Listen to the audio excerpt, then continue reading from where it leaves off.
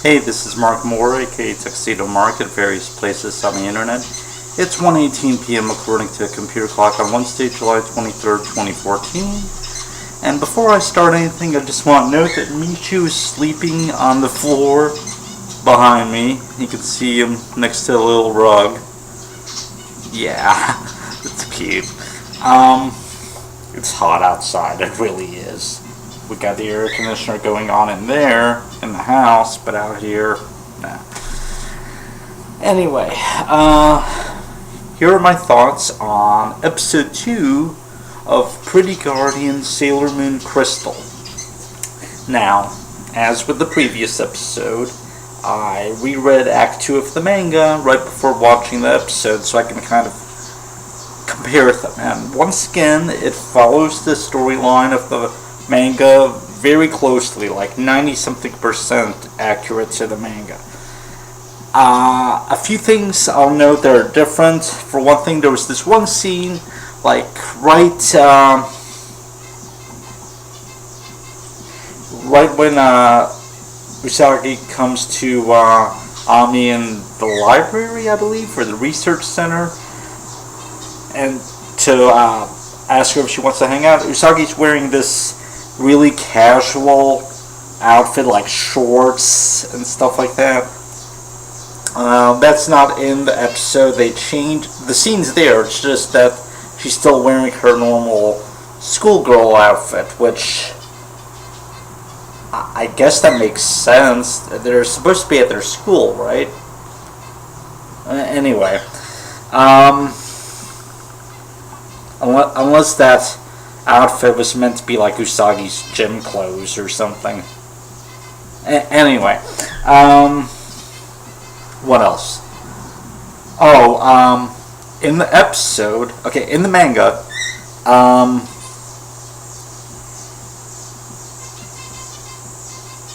Army's discovered to be Sailor Mercury only after Usagi defeats the monster of the day. In the anime, in the episode, Ami's revealed to be Sailor Mercury and she does an attack. And that's when the monster's defeated. So they changed it a little bit.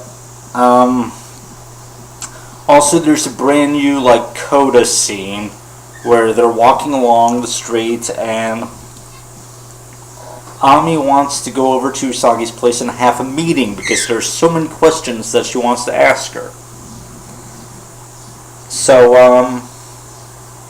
but other than that, it's mostly accurate to how the manga plays out.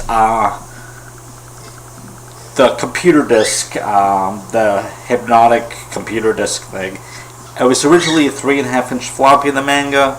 It's now, I believe, a CD-ROM. I think that's what it's supposed to be. It's some kind of disc, circular disc.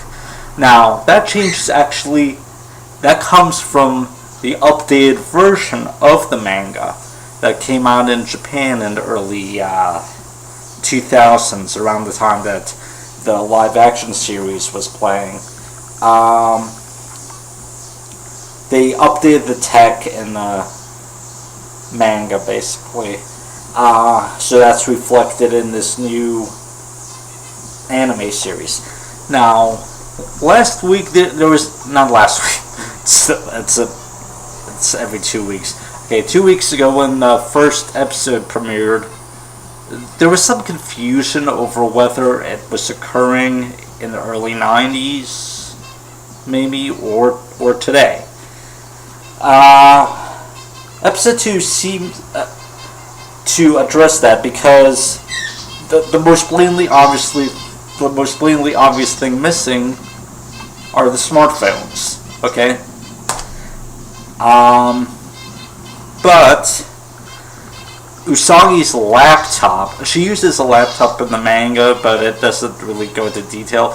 But in the anime, from what I read in the comments somewhere, on Crunchyroll, I believe, it seems that Usagi's laptop has Windows 7 on it. Yeah.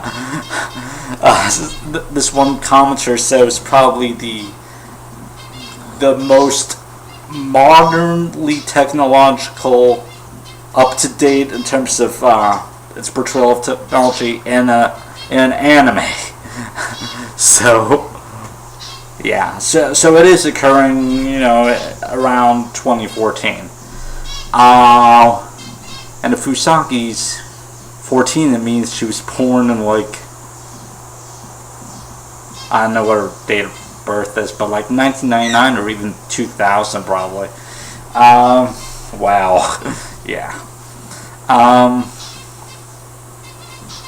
But yeah, it's a very cool episode. There was an equivalent anime episode from the original anime series, but this is much faster paced. Let me see, just really quickly, if I can find the episode guide for the original series.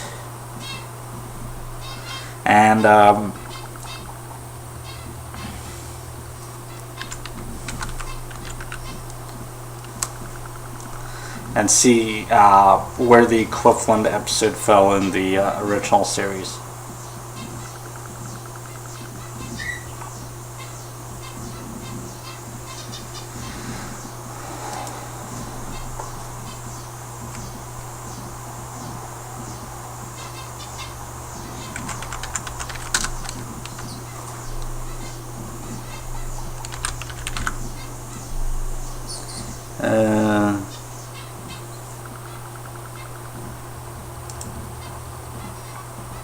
I think this is the right one. There are a few Sailor Moon episode guides. Yeah, I think this is the right one. Okay. Season 1.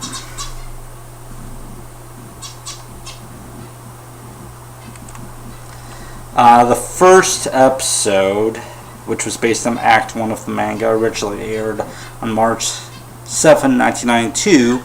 And then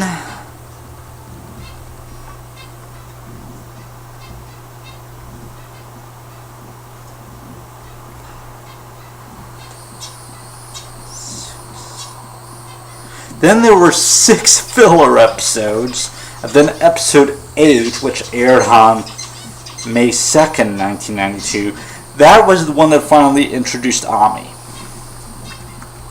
Yeah. Now, as for what to look forward to in the episode on the Saturday after this coming Saturday, Sailor Mars, Reikino, will debut. They did not tease her at the end of this episode like they did with Ami at the end of episode 1. But yeah, we're going to get Sailor Mars. And then, I believe the manga doesn't introduce Sailor Jupiter right after that. There's one act after Sailor Mars' debut, but before Sailor Jupiter debuts. But yeah, so Sailor Mars in episode 3, and it should be, if it continues to follow the manga, Sailor Jupiter in episode 5. Now, just for comparison, they introduced Mars fairly quickly in the original manga. There was a filler episode, episode 9 was filler. They introduced her in episode 10. But then for Jupiter, hang on.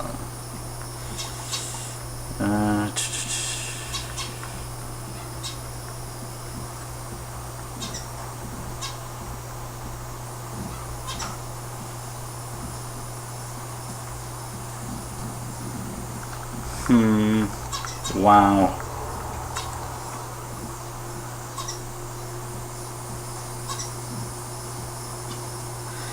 It looks like, I'm just going by the episode titles here, it looks like Sailor Jupiter wasn't introduced until episode 25. Wow. Yeah, so this series will be much faster paced, I imagine. But yeah, so my thoughts are, it continues to look good. I understand they wanted to change it up a bit so you can see Sailor Mercury's attack right away. Um, and yeah, I'm really liking it so far. Apparently, Usagi's voice actor is the only returning one from the original series, as far as I can tell. I believe so. But yeah, she doesn't sound like she's older than the other ones. She sounds perfect. But yeah, those are my thoughts. I really enjoyed it. I look forward to episode 3. And go and watch the series already if you haven't already. That's it. It's 1:29 p.m. and thanks for watching.